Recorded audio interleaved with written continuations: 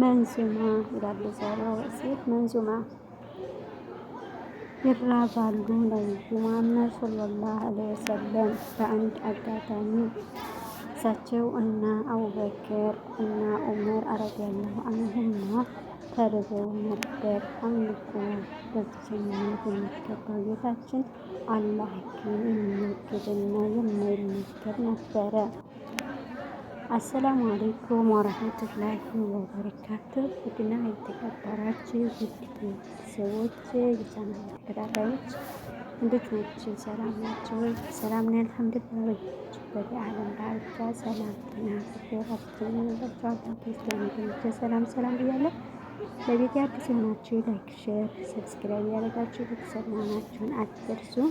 መንዙማ ይራቡ ነበር ነቢያችን ሰለላሁ ዐለይሂ ወሰለም በአንድ አጋጣሚ እሳቸው እና አቡበከር እና ዑመር ረዲየላሁ ዐንሁማ ተርበው ነበር።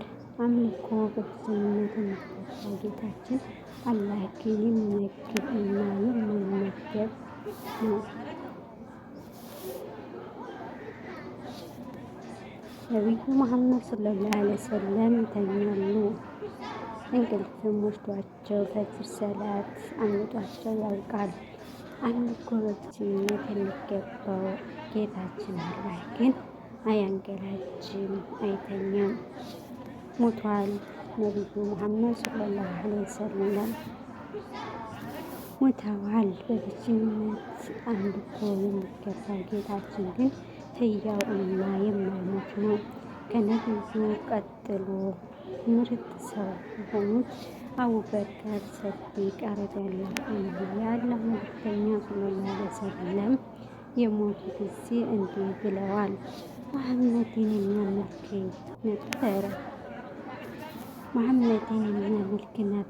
ከነበረ ሙሐመድ በእርግጥ ሞቷል። አላህን የሚያመልክ አላህ ሕያውና የማይሞት ነው።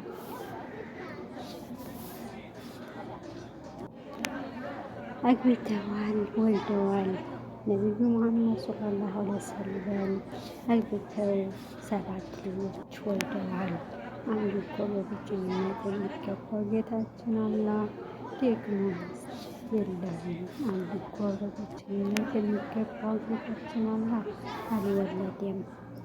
ፍጡር ናቸው። ፈጣሪ ብቸኛው አንድ አምልኮ አላህ ሲሆን ከእርሱ ውጭ ያሉ በጠቅላላ ፍጡር ናቸው። ይህንን በግልጽ ማስቀመጥ ያስፈለገበት ምክንያት ብዙ ሰው ለአላህ ብቻ የሚገባውን አምልኮ ለነቢዩ መሐመድ ሰለላሁ ዐለይሂ ወሰለም አሳልፈው ሲሰጡ ይስተዋላል።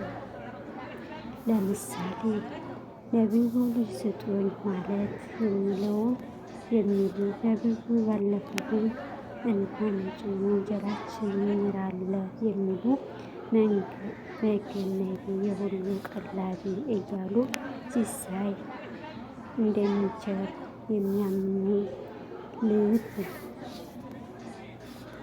ልቤ ባንቱ በእርስዎ ተመካ እያሉ እሳቸው የሚመኩ ኹዝ ኤርዲ ያ ረሱለላህ ተማጸኑ የሚያሰሙ ብቸኛውን ስና ረሱለላህ እያሉ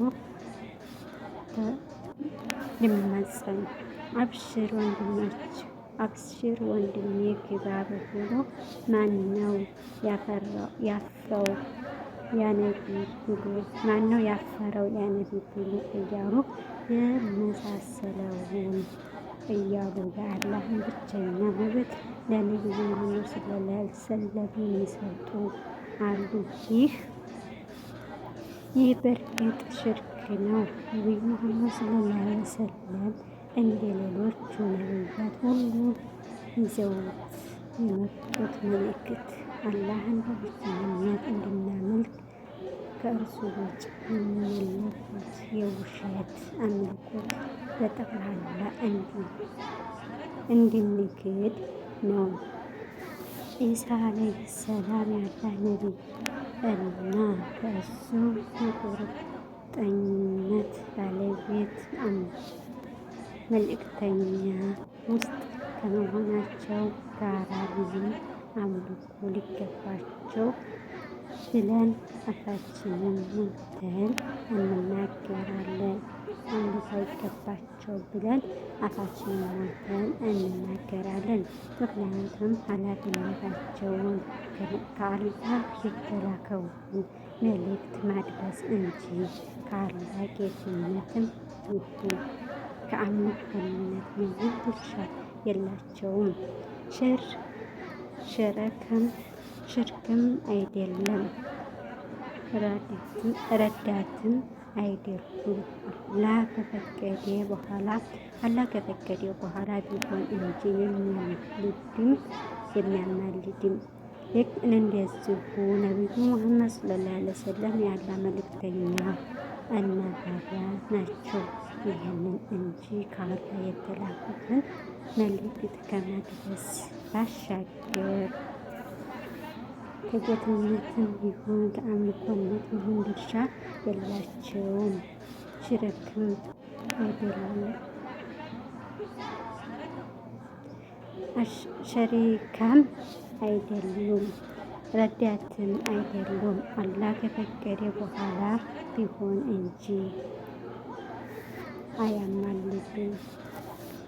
ውድና የተከበራችሁ ቤተሰቦች፣ ውድ የሀገሬ ልጆች ይህንን መንዝማዊ ርዕስ ብቅ ያልኩበት ምክንያት እና አላህ ሱብሓነሁ ወተዓላ የሰው ልጆችን ሀቂቀትን ገጠር እያለን ራሱ እንደዚህ ተውሂድ ምንድን ነው የሚል ግንዛቤ በፍጹም የለም ነበረ። አሁን ግን አላህ ሱብሓነሁ ወተዓላ አሳፍቶ በገጠር በከተማ ተውሂድ ምን እንደሆነ እያወቅን እየሰማን እያለን እየተገነዘብን እያለን ነው። አብዛኛውን ግን አላህ ሱብሓነሁ ወተዓላ ያዘነለት ሲቀር በስደትም ዓለም ያለውም ሆነ በሀገር ውስጥ ሆነ ይህ ድርጊት አልተውም፣ አልተገነዘቡም። ለምን ግን አላህ ሱብሓነሁ ወተዓላ ለየት አድርጎ የፈጠረን የሰው ልጆች ማስተንተን ማገናዘብ የሚባለው ህሊና ተሰጥቶናልና ይህንን ትንሰማ እንኳን ነፍሳችንን ከእሳት የማናድንበት የማናተርፍበት ሀቁን የማንቀበልበት ነገር ግን የከበደን ለምንድን ነው? አላህ ሂዳያ ይስጠን ነው የምለው። አሁን ላይ ምንም ሰበብ የለንም። ተውሂድ አናውቅም፣ ተውሂድ አልደረሰንም፣ አምልኮ ምንድን ነው ልንል አንችልም። ገጠር እያለን እንኳ ያው በስሜ በቀሩ ተሸፍነን የምንኖር ነን። ሁላችንም ከሌ ቀርቷል እንላለን፣ ከሌ ሸህ ይባላል። ሸሁም ጃህልነቱም እኩል ነው። ምክንያቱም የተማረውን አልሰራበትም። አላህ ሱብሓነሁ ወተዓላ ጋብዶበታል ማለት ነው፣ ጋብዶባቸዋል። አብዛኞቻቸውን አላህ ያዘነለት ሂዳያ የሰጣቸው ቢሆን እንጂ ያሉት እንዲህ ሁሉ። አሁን ግን ሁላችን ማንኛውም ሰው ልንወቅስ አንችልም። ሁላችንም የአላህ ሱብሓነሁ ወተዓላ ሀቅ ፈላጊዎች ከሆን የረሱል ሰለላሁ ዐለይሂ ወሰለምን ሂዳያ የምንከተል ትዕዛዛቸውን የምንከተል ከሆን እንደ ሰው ታገናዘብንና ታስተነተን ግን ሁላችንም ማንንም አንጠይቅም፣ ማንንም አስተምሮን ሳንል ስልካችንን ይዘን በየትኛውም ቦታ ተምረን ራሳችንን አይቀየርና ተሽርክ ተግዲያል መውጣ ይገባል። አላህ ሂዳያ ሰጥቶን በእኛ ማጠንክሮን ቀጥተኛው መንገድ መርጣን ቤተሰቦቻችንን እናመጣ ከሳት ልንጠብቃቸው ግድ ይለናል። ውድ ቤተሰቦች ይህን ይመስላል ማለት ነው። ሀቂቀትን ሳነበው እጅጉን ነው ውስጥ የተነካው። ማለት እያወቁ የሚያደርጉት ስህተት እያወቁ ማህበረሰቡን ግን የማያውቀው ወደ ሰዓት፣ ወደ ጥመት፣ ወደ ቢዳ የሚጠሩት ምን አይነት ተስቶ ያው ግን እዚህ ጋር አላህ ሱብሓነሁ ወተዓላ እኔ ያላገራሁለትን እና ሂዳያ ያልሰጠሁትን ማንም ሊሰጠው አይችልም፣ እኔ ያገራሁለት ማንም ሊያጠመው አይችልም ብሏልና በዛ ስናስበው እጅጉን የከበደ ነው። ቪዲዮን ተወደዳችሁት እስከ መጨረሻው እያደመጣችሁ ላይክ ሼር እያደረጋችሁ አበረታቱኝ እላለሁ። ውድ ቤተሰቦች ያላችሁበት የዓለም ዳርቻ ያለ ሱብሃነሁ ወተዓላ እዝነት ረህመት አይለያችሁ አይለየን። ሀገራችን ኢትዮጵያ ሰላም ያድርግልን። ወሰላሙ አለይኩም ወረህመቱላሂ ወበረካቱ። ላይክ ሼር ማድረጋችሁን አትርሱ ቤተሰቦች።